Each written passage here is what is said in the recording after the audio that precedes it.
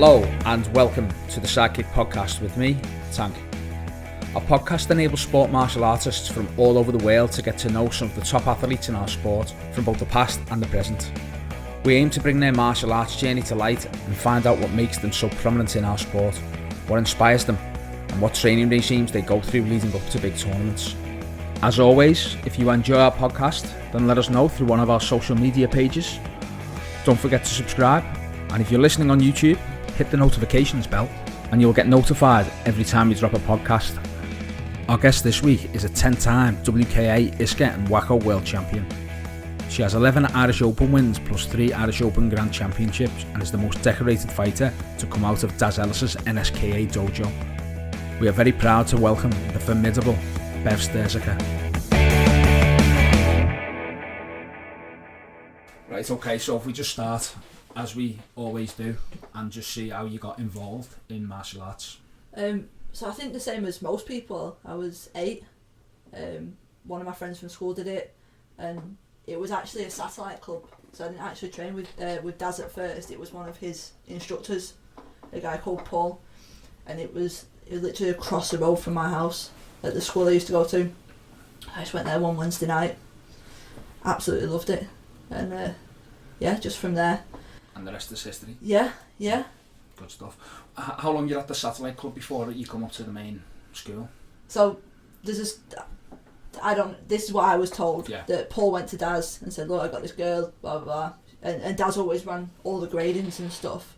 So I think he'd had done my yellow belt. Yeah. He's seen me there, but the gradings are so big, you kind of just you're not really looking at it, you're just marking, moving on.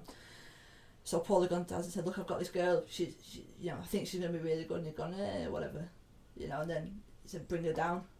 So from there, I started training on a Thursday night at a school in Leyland, which was where Daz used to do most of his classes. Yeah. And then I got the bug, so then I was training Monday, Tuesday, Wednesday, Thursday, Friday, and then weekends there was no training unless we were coming up to like World Championships and stuff, and then obviously going to tournaments. How long were you before you started going to tournaments? So Daz used to run interclubs. Yeah. And I think I was a yellow belt, so I'd only been doing it maybe 2 months, and that was at the school hall in Bamber Bridge. So I think it was Paul who said just come down, so I just went down. I think I borrowed sparring gear. Yeah. And so I just went, got absolutely hammered, like 10-0 in 20 seconds. I was like, But from there I just got the bug, and then started doing more and more of them. But it was all mixed back then, wasn't it? So it was like boys and girls. I remember fighting a girl years ago. It was always mixed, yeah. Yeah. So and it was height. So and then I just started doing them, and that was it. But did you ever get to Sartans? No. I think I was too young and stupid. I think I just I didn't take on board. Really, I was getting beat. I was losing. I just enjoyed training. I enjoyed the sparring side. I just liked going, and then I think it was a good 3 years before I started winning anything. Yeah. And but because I was fighting the boys, it was like it's okay. It's okay because the boys thing. Yeah. And but did you always spar with the boys in class? Yeah. So there was never ever any, and still isn't now. We there was never any right. The girls go together, the boys go together. I remember going to a squad training. I was an adult when I went to this squad training for a certain association, and they were like, "Right, girls, you're over there, boys." And I was like, I remember looking at Daz being like, "No," and then we were doing drills, and obviously I was used to like going for the drill. Yeah. And they were like, you could see all the other girls, like women, looking at me like, "What are you doing? What are you doing?" Because they were all like smiling and having a chit chat, and I was like, I want to go back in the boy line. I want to go work over there, So, no, and the likes of Gaz and Daz himself, and they never took it easy on you. They, if you got a point, if you got a shot on them, they'd just give you a clip back. Yeah, I think that was something that Lorraine mentioned in her podcast. Yeah. How she was just thrown in with the boys, so there was never when you got to a competition, there was never any surprises. No. So no one was ever going to bring something that you didn't know what was coming. It wasn't even an option to train just girls. It wasn't even You know, sometimes when we're doing like drills and focus pad work, we'd get matched up on heights than we would be with girls, or we'd be in a 3, you know. But no, it was sparring wise, we were never segregated. We were never, you know, the boys were never. If the boys took it lightly on us, they were ripped to shreds. Yeah. You know. So at what point did you start winning some tournaments? So I went to WK Worlds in Germany in '99. Yeah.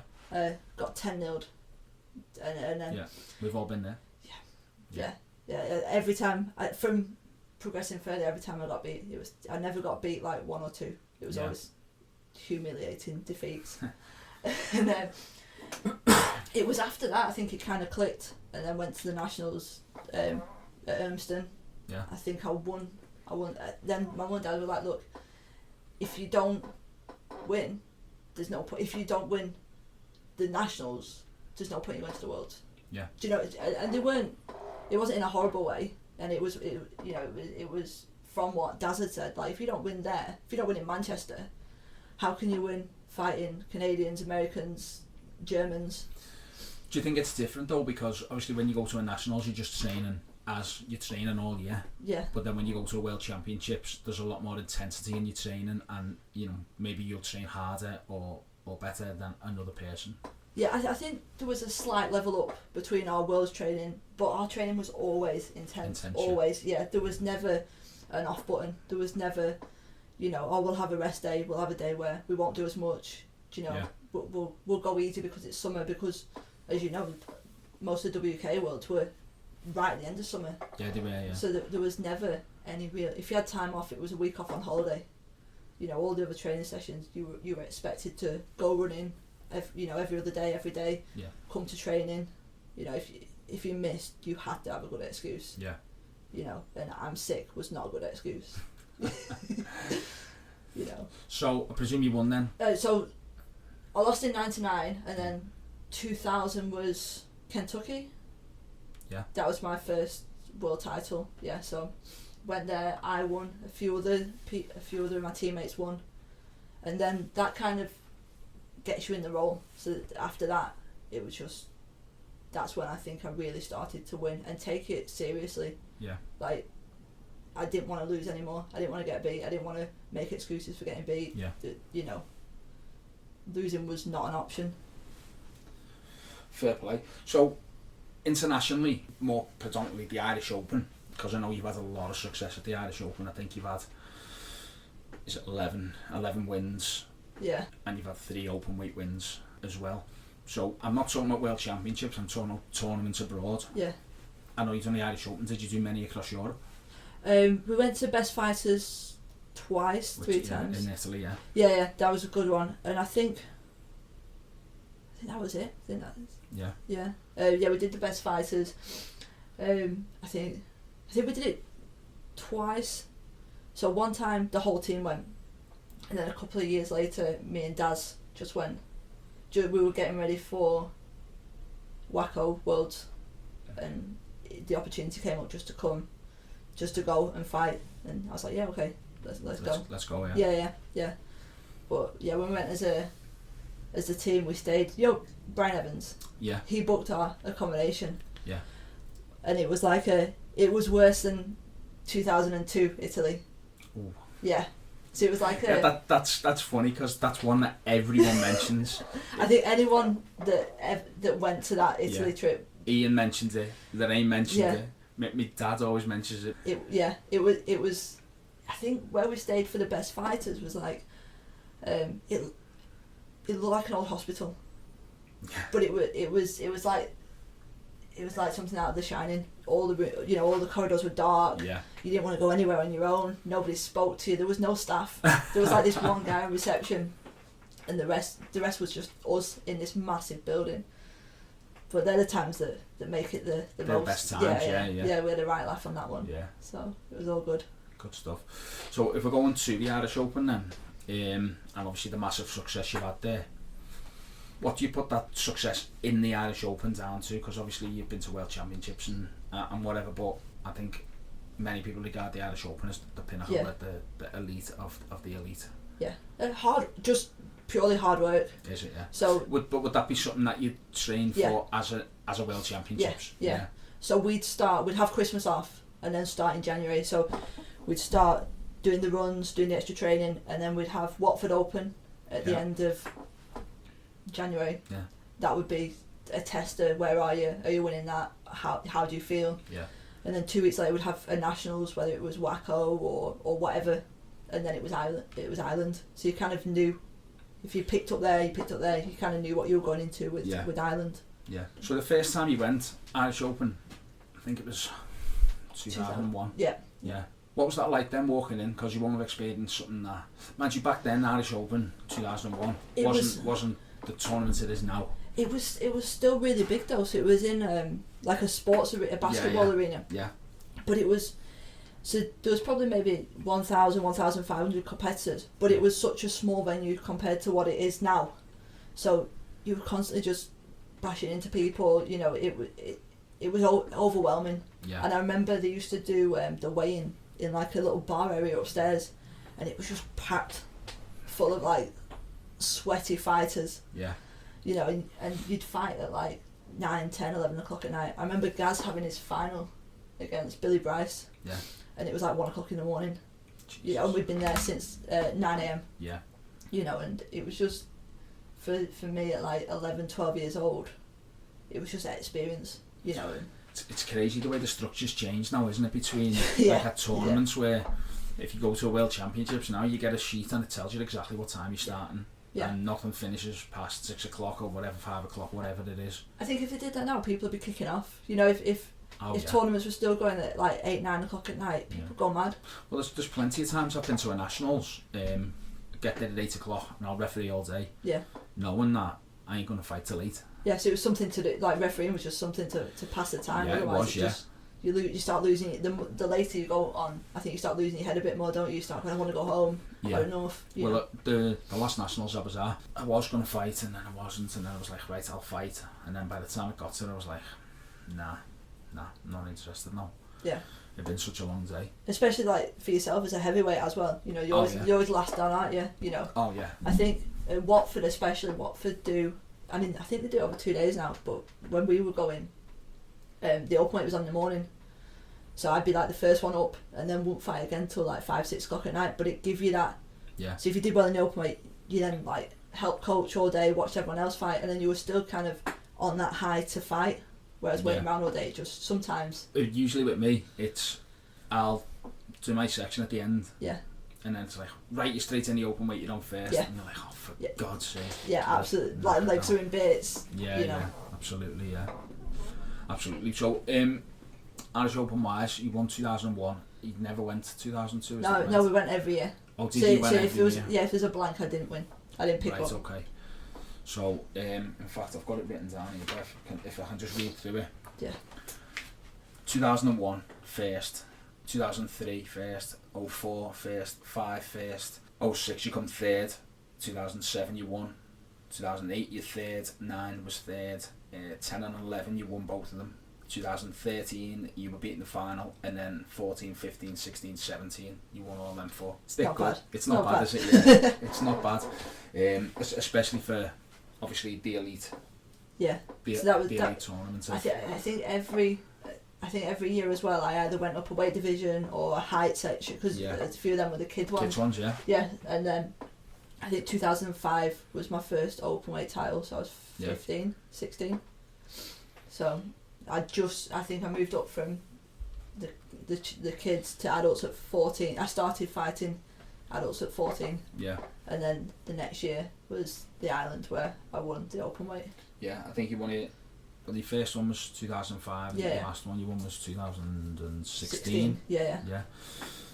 Obviously, Stephen, we've spoke before about Mouse. Stephen Holmes. I'm sure he won his continuous Irish Open as an adult. Yeah. At 13. Yeah. Yeah. He was one of the youngest, wasn't he? Yeah, he was. Yeah, and obviously then yourself stepping up was pretty young. So if we go on to World Championships now. 2000 was my first one. 2000 was the first one. Well, that was a long time ago. Yeah. So was that WKA? Yeah. So 2000. Then I did 2001 Vienna. Vienna. Won there. Yeah. 2002 got beat. That was Italy. Yeah. 2003 was that Ireland? I think that was Ireland, Southern Ireland. Yeah. I won that one. 2004 Switzerland. Yeah. Now Switzerland was a strange one because I don't think anyone stayed in Switzerland, did they? We stayed across the border. In Germany. Yeah. And that was, well, I won't say too much, but that was fun and games. Did we not? I mean, I was probably 14, 13 at the time, so did we not have to take our passports every time on the coach? Every time you went, you had to go across the border. They came on with the guns and checked us. Yeah, they did, yeah. Oh, the good old days. And I think we'd gone by coach as well. Yeah. Vienna we went by coach, didn't we? We did, that was horrendous. That was, that was a terrible one, yeah, Vienna by coach. I think that was like 30 hours coach ride, if not longer. Yeah, it was something like that, because didn't they get lost, and we ended up in Luxembourg. Yeah. Like I say, we've been to some great ones, haven't we? Yeah. Even Ireland, when we went across there with WK, I think it was the first WKC. Yeah. We had to go. Was that City West? Yeah, it was. Yeah, and the first, from Liverpool, it's 25 minutes on a plane. Yeah. But we had to go on the coach, so it was like 4 hours or whatever it is to Holyhead, or 3 hours, and then the sea was bad, so we couldn't get on the boat. The boat was cancelled. And then we ended up getting there about 12 hours later than what we should have. So in Holyhead, obviously, we were just sat there.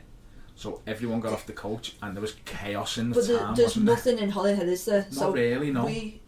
When we used to go to the Irish Open, apart from the past couple of years, we used to always drive as a team. So that's always been one of our rules at NSKA. Yeah. We go as a team, we eat, we stay as a team. And I remember there's a little pub just near the port, and we always got there early, and so we always went in this pub and had a few games of pool, and me and Daz were playing pool and got really competitive, and it was like 1-1. Have another game. We missed the ferry because we won't give up, because we missed the ferry. We had to stay for like another 6 hours till the next boat. The whole team and you could like see all the parents like, come on, like tapping the watches, and we're like, no, we need to finish. And if it had been anyone else, Daz would have hit the roof. Yeah. Because it was him, it was like, well, I won.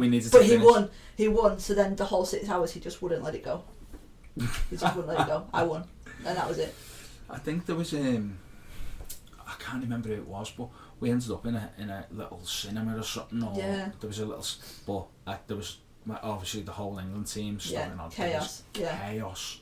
Yeah, there was. And they don't like you down there anyway, do they? No, they never want you there really, though, do they? No. Okay, so what year did you sort of leave WKC to not leave them, because when you speak to other people about NSKA, the thing they always say is every tournament that you ever went to anywhere in the country, NSKA were there, because they were never not loyal to an association, but they were never tied down to any association. We just wanted to fight. Do you know what I mean? Whatever was best for the team was what went on. Yeah, I think wherever the top fighters were, so if we knew like Sidekick would have good fighters, if it was like Sidekick World Cup, and because I used to get like the Irish and some Italians coming up, we'd go there. We'd go down to like Maidenhead, place like that. So I think my last world champion. This wasn't NSK's last world championships. I think mine was 2005, Spain.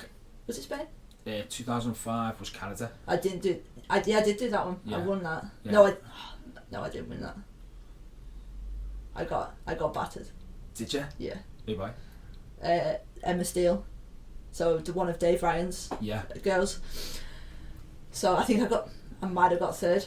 Yeah. This is something that always gets brought up in this club, and Daz used to love bringing it up, and still now they do. I got 10-0'd by Emma Steele. Yeah. Is that something that you always look back on and you regret? I punched myself in the head. Yeah. That was in 2005. That we'd gone all the way to Canada. Yeah. So I'd come off the back of winning the Irish Open, won tournaments leading up, still done all the training camps, still training hard, and so I'd have been 16, 17, and obviously as you get to that age you start thinking you know best, and I'd fought Emma so many times, and it was just a fight to get into the final. And then she stepped it up a level, and she was like, "No, I'm gonna have you," and I'd switched off.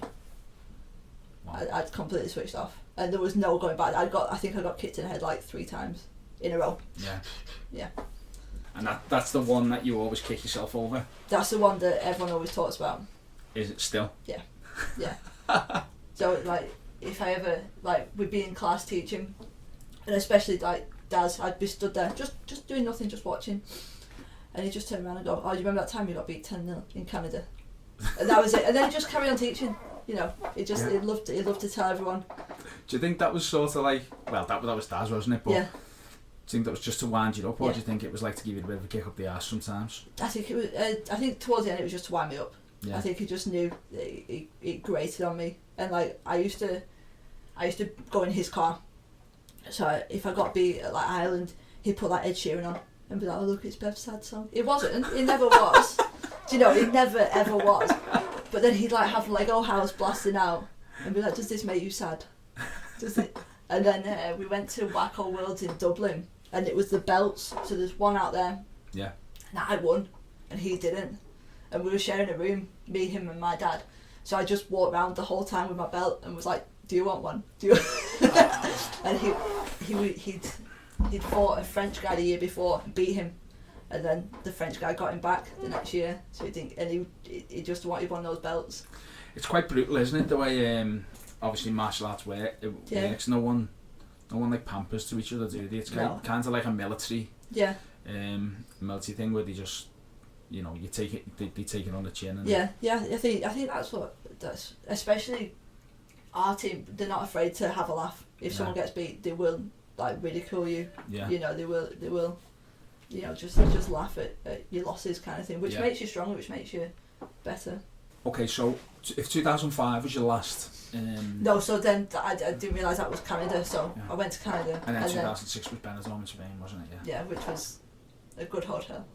I've heard it was a good hotel, and the reason I know it was a good hotel is because my dad still goes back there. Really? Yeah, he goes back there all the time.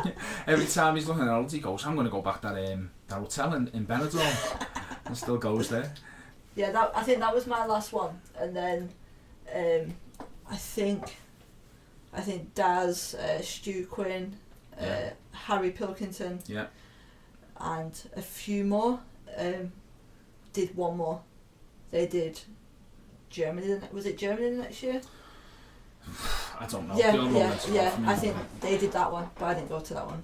Just have a year out and. Yeah. I think. Was you too disheartened after 2005? Yeah. It took me a few years to get over. Yeah. No, I can't even remember why I didn't go. I got beat 2005, won 2006, and then I know I didn't lose interest in the sport. I think I had a holiday booked. I think I booked a holiday at the beginning of the year, and it ran in the middle of the training camp, what would have been for the Worlds. Yeah. So I just said, right, I'll go on holiday. You know, I'll have, because that was my first year. Obviously, I didn't go from 1999. Yeah. I think my mum and dad might have said I have to pay for myself. So I didn't go. So you didn't go. No. 2007 comes along. What was the deal there then? In 2007, did you go to World Championships again? Or? No, so I didn't go to a World Championships. Sorry, not 2007, 2008. So no, yeah, no. Didn't go to one 2008, and then we got approached by Nevin Peter for Wacko. So we were at Ireland. We stayed in a hotel just down the road from the City West. Yeah. And Nevin Peter had asked to speak to Daz about me, him, and Stu Quinn. Yeah. Going. And Daz just had a chat with them and just said, "Yeah, we'll do it, but that you have to go to so many squad trainings for Wacko events, but they're all down south. So for us, they're like 4 or 5 hour drives." Yeah. So they spoke about it, they got it sorted, and so we went to, me, Stu and Daz all went to 2009, and then 2010 was Greece, which just me and Daz went. 2009, if you just go back to that. Yeah. 2009 you won, didn't you? Yeah. Yeah. So that was the world, I think. So at that point in 2009, it's going to sound silly, how good do you know you are at that point? And the only reason I ask is, if I just read this out, so the people who won that year: Mika, Drew Neal, Clifton Finlay, Daz, Peter Edwards, and Billy Bryce, and yourself. It's kind of a bit of a, it's a bit of an elite group to be in. So do you look around to that point and think, wow, this some group I'm in here? I don't think I probably realised until I stopped fighting how much I'd won.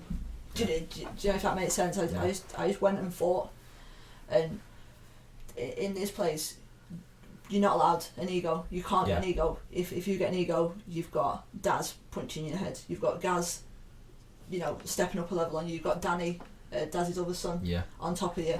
You couldn't. There was no egos in here. Daz used to call us all shit. It was as simple as that. Yeah. Even if you fought and you won, if you came back into we used to fight on a Sunday.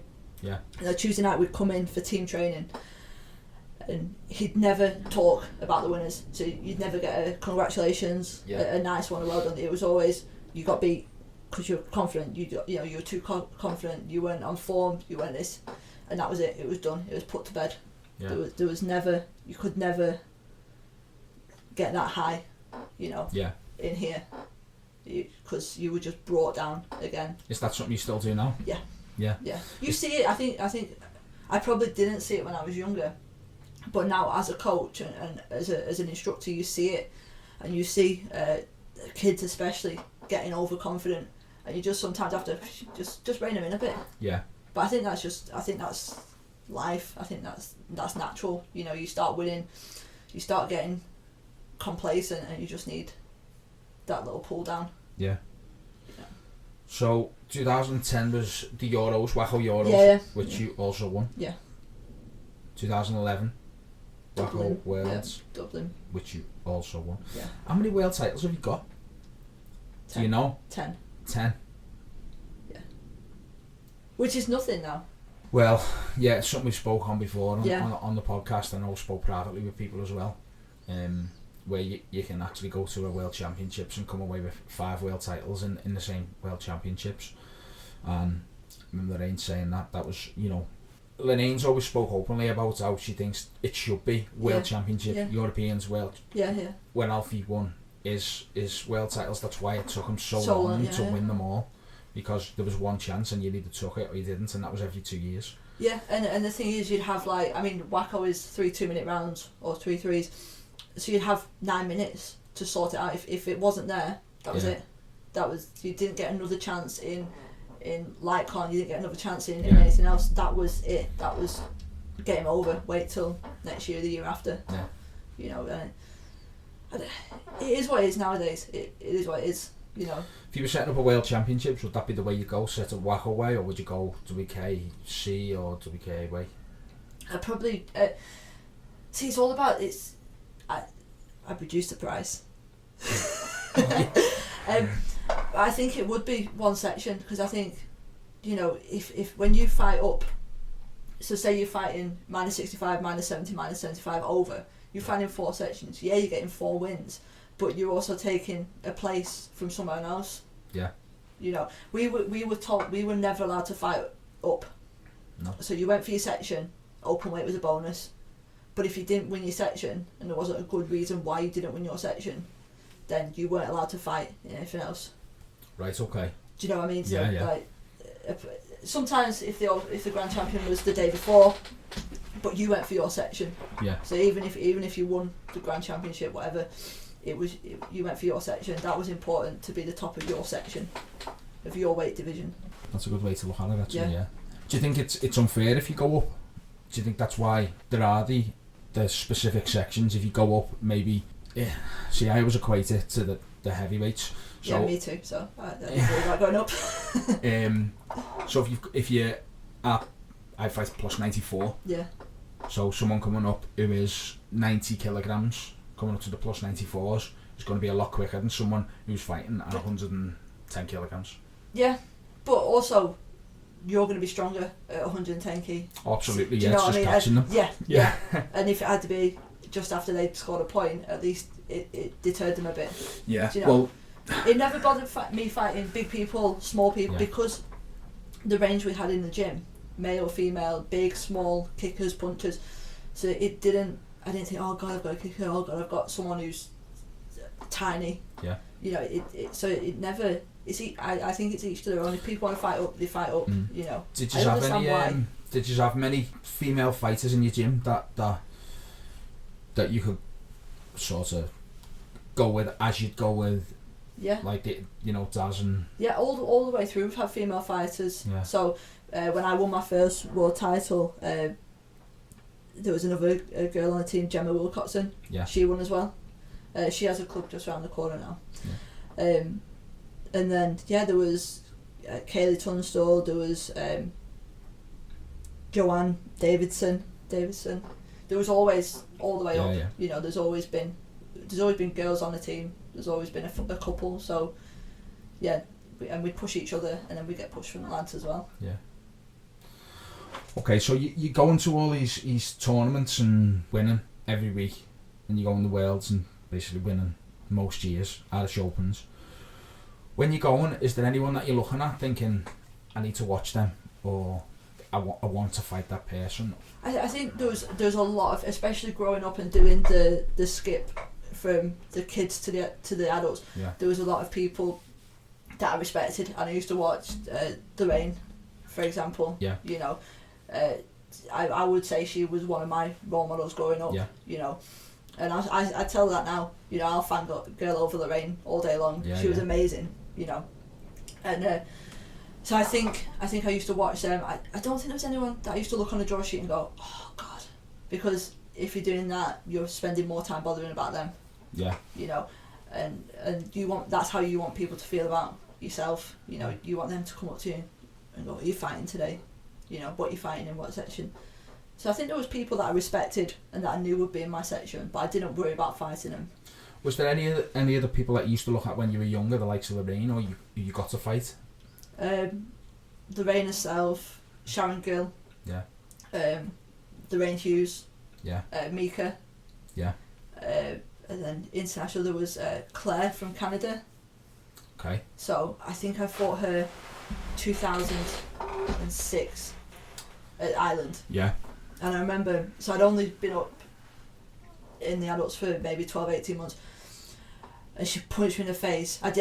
This was the year that I lost my gum shield and my head guard and stuff, so I didn't have a gum shield in, and the referees was like... We just spoke about that before, yeah. Just about 15 minutes before you went on, someone nicked all your gear.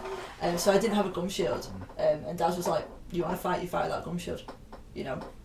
And she punched me in the face, and I remember like I could just feel the blood in my mouth, and I was like, that is the hardest I've ever been punched. Yeah. And I remember, like, you know, when your eyes fill up when you've been punched.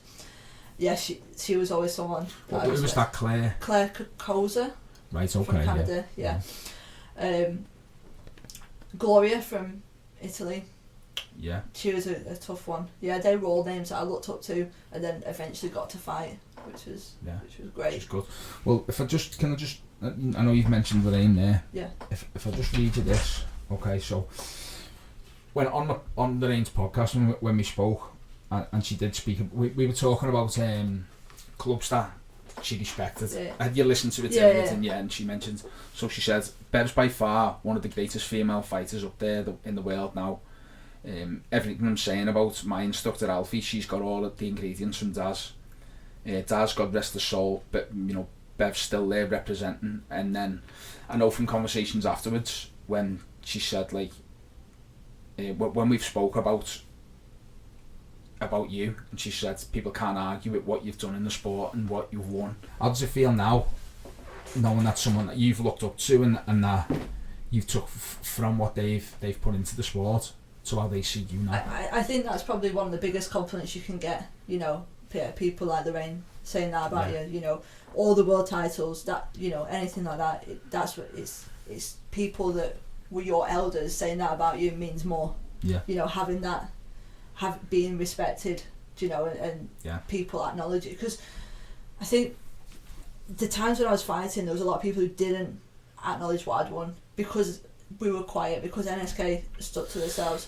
Yeah, I remember reading an article, and it was when I'd won the Irish Open 2016, and Sports Martial Arts had like done an article saying, you know, Bev Sturzaker from England has won this, blah blah blah. She just had an outstanding year, and I was like, what about the last 16 years? Yeah. Do you know? And they obviously like not done the homework and stuff, yeah. which is fine. You know, they were just making off the cuff remark. But yeah, I think because we were so quiet and we just kept ourselves to ourselves, did our thing, just turned up, won, left. Yeah. I think a lot of it got unnoticed. You know, until like later on down the line. Yeah. So if we can just talk about Daz for a minute, because I know obviously he's had a massive impact on your life, and so Daz was Daz. He went everywhere. He won everything. Yeah. He was almost the quiet assassin. Yeah. He'd go in, he'd do his thing, and I'm not talking about he'd win a section. He'd destroy a section, and he'd beat people like Ian or Robbie Hughes or you know, top fighters in. Then he'd get his gear and put it in his bag, and you'd leave. Yeah. Which obviously you's all, even today, you don't you know, you aren't shouting or... No, I think we were always... We had such a good group, and there was such a big group of us. We had everything we needed, you know, so we were all friends, you know, and then we had our friends outside, so we weren't going to socialise, we were going to do a job, and that's the way we were taught. Yeah. You're going to do a job, you're going to work, you know, you're going to win, and then you leave. You don't hang around your job for 3 hours afterwards chatting to people. Do you know? But that's the way Daz always taught us, you know. And you know, if he would, so like, say he'd be having a chat with someone, he'd be like, why are you talking to them? You know, do you know what I mean? He'd be like, what? Why? You know, what are you gonna do? Date them? You know, that was his thing. Yeah. You know, he was very like strict with the rules and stuff. You know, and he was right, because like if you talk to someone and it's actually about why are you talking to them, because if you made friends with that person, if you became good friends with them, you're not going to try your best because you have that friendship respect for them. So all of a sudden you step on the mat and then your mate, and then you don't want to hurt your friend. Yeah. Do you know? So he just I think taught us from a young age to keep it separate. Yeah, I've spoken to other instructors who go by the same formula. We went away, I think it was Canada. Yeah. One instructor in particular was like, my student likes to go and they like to talk to the Americans and the Canadians, and he said, but they're too friendly now, and that's why. I think it's different nowadays because you've got Facebook, you've got Instagram, so you can kind of, everyone has each other on these social media things. So when you went to World Championships 10-15 years ago, you would then meet up, and if you were not spending time with if you prefer to spend time with Canadians and Americans rather than your team, what does that say about your team? You know, they're the ones you train with, they're the ones you should have that bond with. I think with social media now, you can go on and you can have a look how everyone's doing. You can say, oh, look at him, he's doing well, he's training well, he's looking well, and blah blah blah. Whereas back in back in like 2005 or 6 or 7 or whatever, you used to turn up. Well, you had to get a magazine to figure out who'd won, didn't you? Yeah, you did, yeah. But I suppose it's good in that way now that things are publicised more. Yeah. Or certain things are publicised more, results wise and whatever else. Like I could never have doing research for stuff like this. I could never have gone and found. I can just go. I watched a couple of your fights with Morgan Pladden, and you'd never been able to do that. No. 10-15 years ago. So it is good in that way, but but then it becomes you go in there to meet friends. You go in there you go to the pub for that. Yeah. You know, you go to it's not a social event. It's a competition. Yeah. You know, and I think in general, especially the younger areas, they're not bothered about losing. You know, it becomes a thing where they're like, oh, it's alright, mate. You know, they'll get beat with the friend who they've been chatting to on Instagram for 2-3 days. Yeah. And they're like, oh, it's okay because he's my friend. And it's like, your parents have just paid hundreds of pounds for you to get here. Yeah. Your instructors put hundreds of hours into you. You've put hundreds of hours, and it's okay because they're your friend. Yeah. You know, so I think and we still do it here, you know. They're not there to make friends with people, they're not there to socialise. You have your friends outside for that. Yeah. You know, so we do stick to that rule. So, Daz he's won everything, and then he got ill. Yeah. You know, we know now he was really ill. Did he come to you and say, "Listen, this is what's happening"? Was he just teaching us normal at first, or? So yeah, at first, he fought with it. So. Wow. Yeah, I think he started getting pins and needles in his arm about January time. Yeah. So. What year was this? 16. Yeah. 16, yeah. And then we went to Ireland, and these pins, like, I'll show you on my arm. They weren't pins and needles anymore. His arm was moving. Wow. And he fought in Ireland, and then he fought NSKA Nationals, won 2. Yeah. And yeah. Yeah, classic Daz. Yeah. It was like just something not right. He thought he had a trapped nerve. He thought, you know, and the doctors were just saying it's just an injury.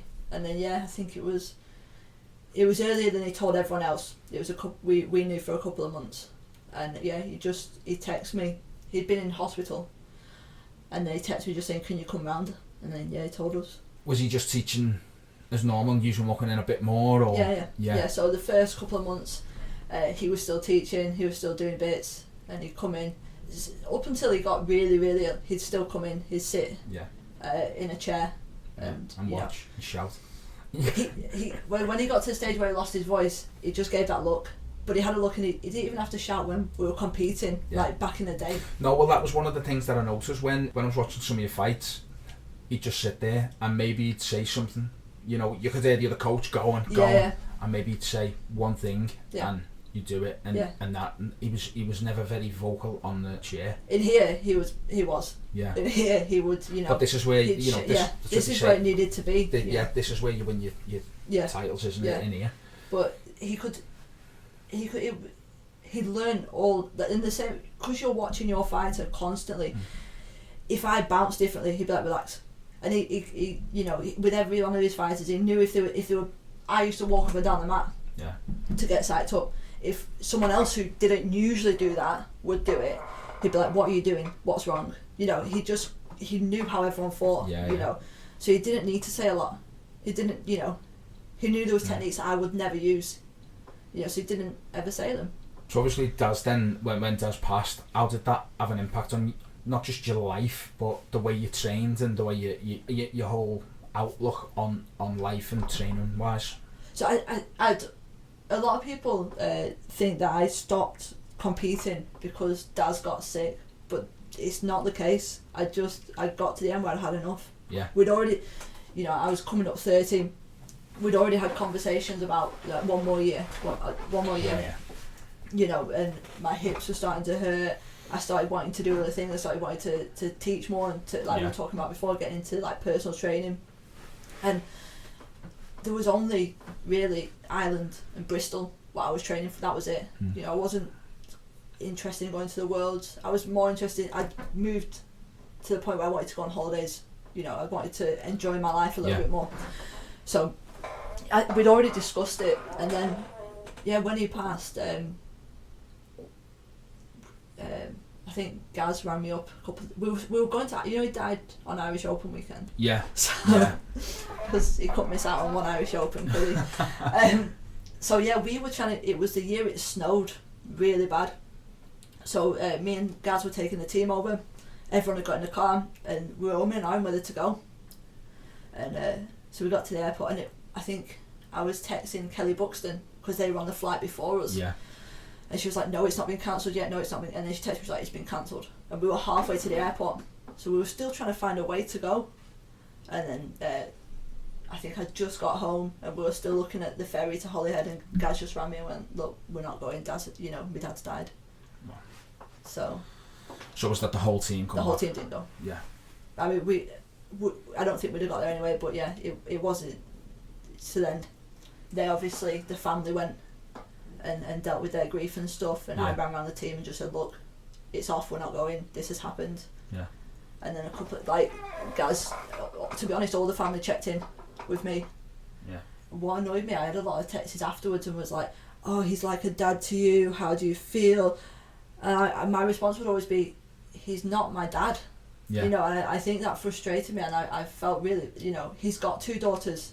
Yeah. You know, he's got Emma and Sarah, he's got Danny and Gaz, he's got 4 kids. Yeah. You know, and I suppose that's because he did play such a pivotal role, didn't he, in the martial arts? But he was my coach, he was an instructor. In the later years, he was a friend. Yeah. But I'm lucky I can go with my dad now. Yeah. You know, my dad can come down, he can see the gym, you know, and I think that frustrated me more than anything, that people, you know, he's like a dad to you. I think it's, to say that would be disrespectful to my dad, you know, and you know, absolutely. it was a friend, and and then it was just after his funeral, Gaz ran me and just said, look, I don't want to do this on my own, you know, do you want a 50-50? I said, yeah.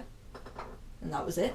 Yeah. 2 years down the line, we're still going, still bigger than ever. That's good. I like that. Because when you speak about, well, to be honest, every single podcast we've done up to now, everyone's mentioned Daz Ellis. Yeah. Everyone. I don't think you can without the likes of Joe Tierney, Alfred Lewis, Daz Ellis. You can't talk about this sport, especially from like the northern aspect. Yeah.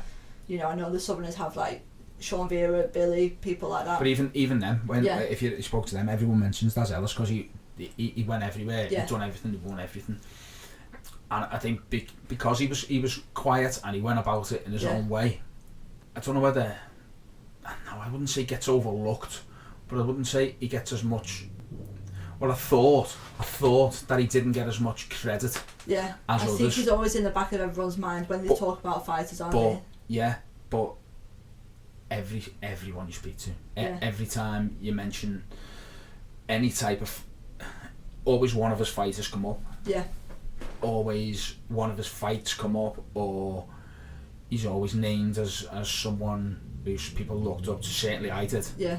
I always, because I remember fighting, my first tournament was 1992. Right. And I don't remember the tournament that I went to where Daz wasn't there. No. I really don't. I think that we do a lot less tournaments now, but every weekend, at least 2 weekends a month, we'd be out competing. Yeah.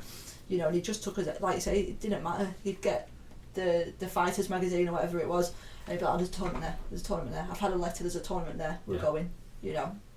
And it was just constant. He just wanted to letter. Shows how long he's been to. Yeah. And then it was like, I've had an email. I don't know how to read it, but I've had an email. Yeah. You know. And so we just went everywhere. I think he just loved fighting, you know, and he loved taking his team out. Brilliant. So where's NSKA going now? I know we've mentioned it on every podcast now, but we're all locked down. Basically, we are locked down. Yeah. Whichever way we look at it, martial arts wise, we're locked down because we can't go, and it's lucky that we can come and do stuff like this. But we're locked down. There's no tournaments. No. You know, people are saying the next tournament that we're going to be able to go to is the Irish Open. I don't even think we're going to be able to do that. No. And I genuinely don't know when the next outing is. No. We're still training. We're still training as a team. We still have our team training nights. Everyone is still training. Yeah. And I think a lot of our fighters get overlooked. You know, we still have a good team. We have, you know, the likes of Chris Nolan, Tom Barber, juniors that are coming up. That even us after lockdown, they're coming back, and you're like, wow, you know, you've grown about a foot, and you're looking, it's clicked. You're looking sharp. So NSKA will never go away. We will never change the name. We'll never change the colours. You know, all the questions. You're very distinctive. That was one of the things that I always noticed. You were very distinctive with but it used to be, if I can remember back, it was you were black with the grey. Yeah. And so there are club suits. Right. Okay. So we used to have, when I first got on the team. See, you don't get on the team here straight away. Yeah. So if you show an interest in fighting, then you come to additional classes, then you get invited to Tuesday night training. Yeah. And then even we still do this now, and it must feel like, I remember it you don't feel like you're part of the team, but you have to fight in the club suit, so you don't get a fighting suit until you've earned it, you know. And I think our first one was the first one I had was the old style cotton material, and it was blue with a grey trim and white, and it had white NSK in the back. Yeah. But it was the square shoulders, you know, so it just didn't look right at all. And then we went to black. I don't know why we went to all black, but that was just decided. And then we went back to the blue. The blue. The blue. Yeah, it's very distinctive. The blue is like black, and then the top half is blue, isn't it? And that's your fighting suit. Yeah, that's our fighting suit. So is there like a kind of a presentation when you get when you get your suit? No, you're just like told. You're just told. Yeah. You kind of just chucked that. Yeah, there you go. You've earned that now. Yeah. You know, but it takes time. That still must be, still must be a good feeling. Like it accepted, aren't you, into the family, I suppose. It makes all the training worth it, and the training down here is tough. It always has been tough. I know people that have, we used to train at the high school, and you have to, before we even started the session, you have to do 2 laps, and I was a kid at this point, so the kids were allowed to set off like 5 minutes before, and if any adult got back before you were locked out. And I remember these 2 twins that used to train with us just sitting on the wall till Daz let them back in because they were so slow. And like I used to set off with Bobby Goggins, I don't know if you remember Bobby. Yeah. We used to set off around the same time, and then like Gaz and Stu Quinn would come running, Stu Fairbrother, people like that, and they'd be like, you need to hurry up now. They'd come in and it used to just be sprinting, and then you'd have to go into like kicking drills, blitzes, and your legs were just in bits, and that was just a normal training. Probably wouldn't get away with it now, would you? No, we used to get like focus pads thrown at our heads. Yeah. I remember, and Chris Nolan still talks about this. If Daz was demonstrating, he used to call out one of the teenagers' names. Yeah. So, for example, if it was Chris, if he didn't get there fast enough, he'd get sent back, and he just like Daz would just give him a look, and Chris would be like, okay, I'll just start doing my press up now. He'd call someone else out. If you weren't fast enough, that was it. You were gone. And then the next drill would be a sweep, and he'd sweep you, just to remind you how fast you have to be. He was one of the last of the old school, Daz, wasn't he?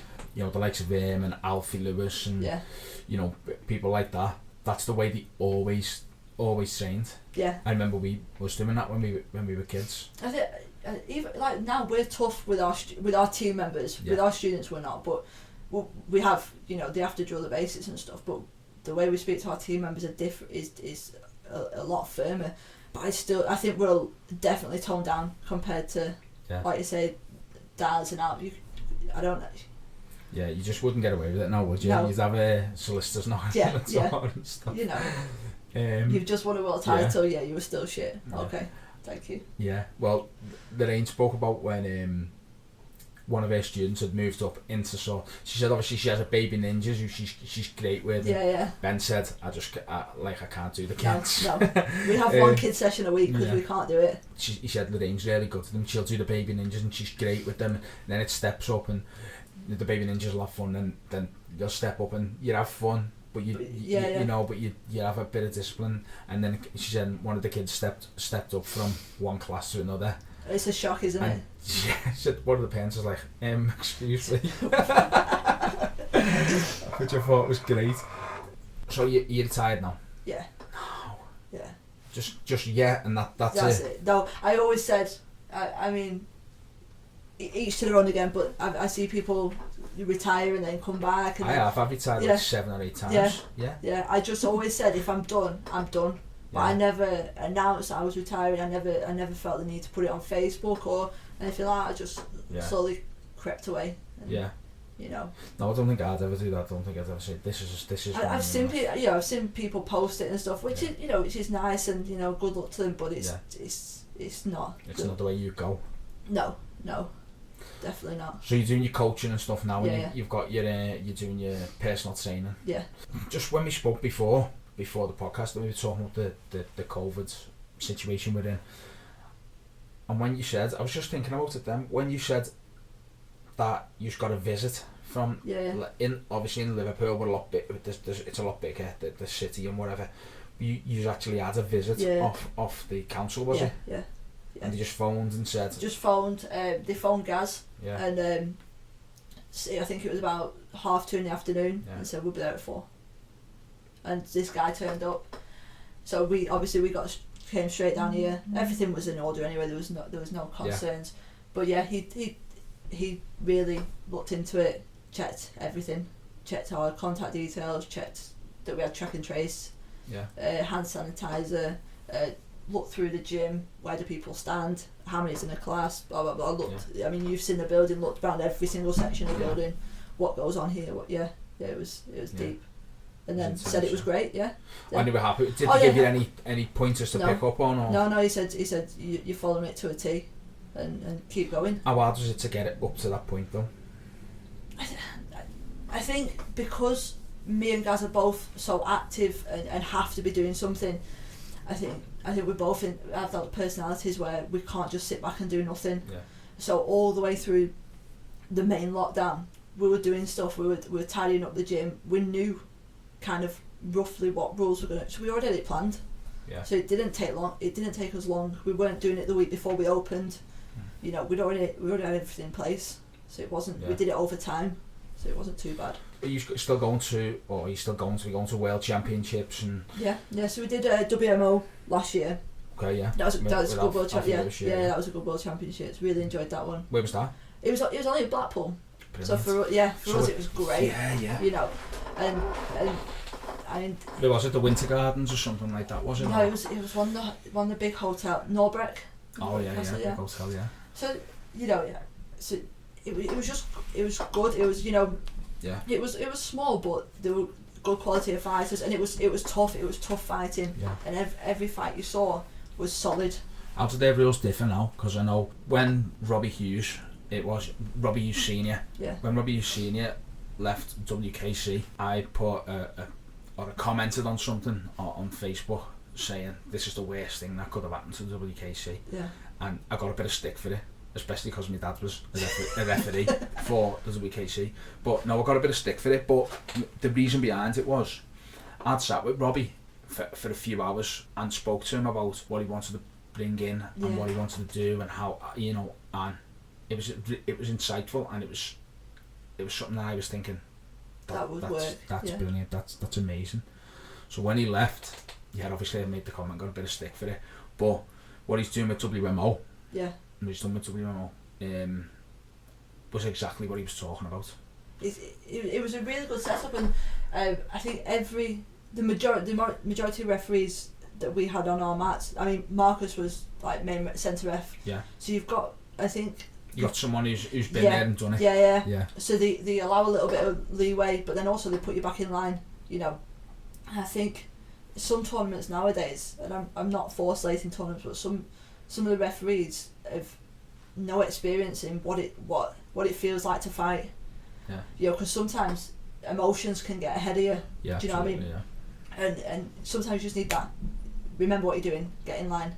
And I mean, as a coach now, you can't even stand up and call time. It's like sit down, behave. It's like, but so I'm going to argue for my fighter. I'm going to you need to listen. And they just like sit down, shut up. I got told off for wearing ripped jeans. Really? These jeans. Was that at Waco? I think it was Bristol, yeah. Yeah. Waco's very... I mean, they want it to go to the Olympics, and I don't know whether it will or not. I don't think so, but... You know. So what... So because your jeans were ripped, you weren't... But if they weren't ripped, you'd have been okay? I think so. I think they wanted you to wear trackies. So I think if Gaz had a hat on, you're told to take that off. And I think... Or did I have shorts? It might have been... I definitely got warned about ripped jeans, and I think I went and got put shorts on. Yeah. And I didn't know, like, if you got any tracky bottoms. Now you've said that, I can vaguely remember being pulled for having shorts on. Yeah, and no flip flops. I think was it no flip flops or no foot pads? Right, so you're not allowed to wear foot pads if you're coaching? No, I don't think so. Well, each to their own. You know. I think Waco. I think if anyone's going to do it, it's going to be Waco. But I mean, I don't think anyone's going to do it. If I'm honest with you. We went to the Bristol last year, and Jason Cashman said you'll be home by this time, and he was right. Yeah. You can't fault him on organisation, and you can kind of understand why they want to take it that level, because that's the only way the Olympics are going to take it seriously. Yeah. But at the same time, it is frustrating. Like, I can still coach with jeans on. Why do you think the Olympics would take freestyle karate over Shotokan karate over? It is exciting. I don't know if it's just me being biased, but it is exciting. It is to us, but to a person who doesn't understand it, they'd look and go, "What's just going on there?" Yeah. Like, we'd see someone throw, half fake a reverse punch and go into a round kick, and they'd be like, what's that? He's just punched him there, but he hasn't. It's a fit, you know. I think to it might not get the viewers that the untrained eye. Yeah. I just think it's a mess sometimes. Not a mess. No, that's not fair. I just think it's to the untrained eye. It's not as it's not the beauty that we see it as. Yeah. It's not as pleasing on the eye as something like Taekwondo, where all they do is kick each other in the head. Yeah. Or in the body or whatever. I think they've got a hard fight to get it in, and I think it'll only get in if something else comes out, and if it's because it goes on, the country gets to pick too, doesn't it? The host country gets to pick. Yeah. As two tests, it would have to be somewhere like Hungary, or somewhere where it's a big. It's big, yeah. Yeah, and then it'd be down to the public. Yeah. Which, I mean, archery's in there. Yeah, but I mean, you've got MMA as well now, which I've heard's coming in. Really? Yeah. Okay. Yeah. I've heard MMA's going to come in because it has just exploded. Yeah. And again, I think that's just public viewing. But they've got big names. They've got exciting fighters. Yeah. So people are interested. I think someone would rather see two guys who are not at the top of the sport. Yeah. Fighting it out in MMA, rather than two people who are at the top of the sport fighting sport. Because I think and that's sometimes just society, it can be. I think. Sometimes it can be like you don't realise, like you say, when people are faking and they're twitching and they're moving. To someone who doesn't understand it, that would be boring. But then when you catch the point, we see it as we saw that coming. That was good. Yeah, that was brilliant the way they set that up or whatever. Or like a perfect defensive sidekick. Where they're down on the floor. Yeah. That takes a lot of time. Yeah. But I suppose it's like I say, I think it's society. They'd rather see a bust nose than a defensive sidekick to the chest. Yeah. Yeah. No. We'll see. I don't think it'd be in our time. I really don't. No, I don't. Did you never fancy going into MMA? No. No, I didn't. No. To be honest, I suppose you've got to have groundwork and. Yeah. Like I've done a little bit. I mean, not to the point. We have a jiu-jitsu, like you've seen the room next door. We have a full jiu-jitsu club that run out of here, and which is awesome, by the way. I can't believe the setup. Yeah, it's really brilliant. Yeah. They've done well with it and everything. But Gaz has trained in the jiu-jitsu. Danny's trained in it. Yeah. I just never. They always like the guy that runs it. Like, oh, you come and have a go. I'm like, I can't be bothered. Danny put it brilliantly the other day. He was like, I want to learn it, but I don't want to learn it. Like, he doesn't want to be a white belt again. Do you know? Yeah. Like, he said it's just horrible going into a sport and just not knowing anything. You know, and being the one that they're all pummeling. Being the one that they're using as a dummy. And I think I'd get really frustrated with that, and I'd lose my temper. Angry Bev. Yeah. Right, so I think we've covered everything, Bev, and I just want to thank you for letting us come down to the gym and what you've done with it. The way you've extended it at the side and all that's brilliant. It's a great setup, and obviously taking Daz's legacy on. As like you say, we've come in the office here.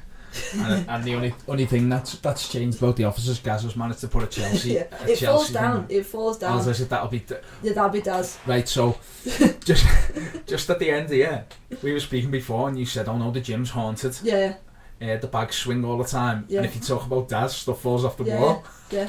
But like, see, everyone thought when we started talking about it, when me and Gaz started talking about it in class, people thought we were joking. People thought we were having a laugh, but I'll be sat here on the computer doing work, and you can see the blinds are shut. I'll see someone walking past, or you'll just catch someone out of the corner of your eye, or there's tap. If you're talking about stuff, there's like a tapping or a knocking, or the bag starts swinging. And then one of our senior instructors was locking up for us one night, and she was like, she said, I turned off the lights because our light switches are in the reception. Yeah. Turn off lights, all of a sudden the bag just started swinging. There's no breeze. Do you know what? I have gone so cold. Yeah. See, we get used to it. Yeah. We get used to it now. We just find it funny. But yeah. So everything's everything in the office is the same. Yeah. You still got that's a squeaky chair. Yeah. And his filing cabinet where he took out the after people next door. Yeah. I think people always said like, oh, what I think there was a lot of. When Daz passed away, there was a lot of like, oh, what's going to happen? There was a lot of and ahhing, but I think without knowing, he'd set this up already. Yeah, do you think there was like the transition periods where he was unwell and you sort of just... Yeah, you know, all the instructors were teaching for him. You know, Yeah. there was, you know, when he got to like the last 6 months, he couldn't come in. We were all teaching for him anyway. Yeah. Everyone knew the place. Everyone knew what to do. It was just, and then it just ran smoothly. Yeah. And you know, I think it works really well. The family were happy with it. Yeah. You know, and it works well. So. Yeah. Do any promoters contact you to come to tournaments? Because I know I think WKKC have a Daz Ellis trophy, I think now, which they give to. Yeah, I think they did I don't know if they still do. I don't know. I remember that they did do it when he. Yeah. The year after he died, the year he passed. Possibly, yeah. And that was, I think it was for the. Vets Openweight. No, was it? The best fighter. Yeah, like the best fighter of the day type of thing. I know that, but have any instructors or promoters contacted you to come and do anything like that? No. I think we don't get contacted a lot, really. No. You know, probably because they just know that. Yeah. If there's a tournament on the go, even for like seminars and stuff, we never. You know, I think it was Joe a few months back was like, "Why do you never do seminars?" I was like, "I don't advertise that I want to do them." And yeah, I know. People phone up other schools, don't they, and say, you know, I'm available for seminars and stuff like that, and it's not something you do. No.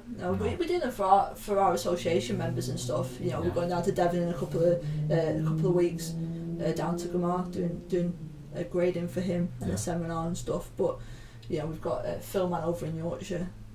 Yeah, no Phil. Yeah. Well, it's Michelle Man now. It's his wife and who's running it. But you know, we'll do stuff like that. But we're happy here. You know, we're so big, and people don't believe that, but we just like our own company. Yeah. I think, you know, I know Lorraine said that when she was on about her team. We just like our own company. Yeah. You know, and I think that's the main thing. But that's cool. Yeah. So obviously we've come to the end now. Thanks very much for having us here in this capacity, and hopefully we can do something like this again soon. Yeah. Come down and do some training, hopefully. Yeah, that'd be fun. Yeah, right, so thanks very much, Bev. No worries, mate. Hopefully we'll get down.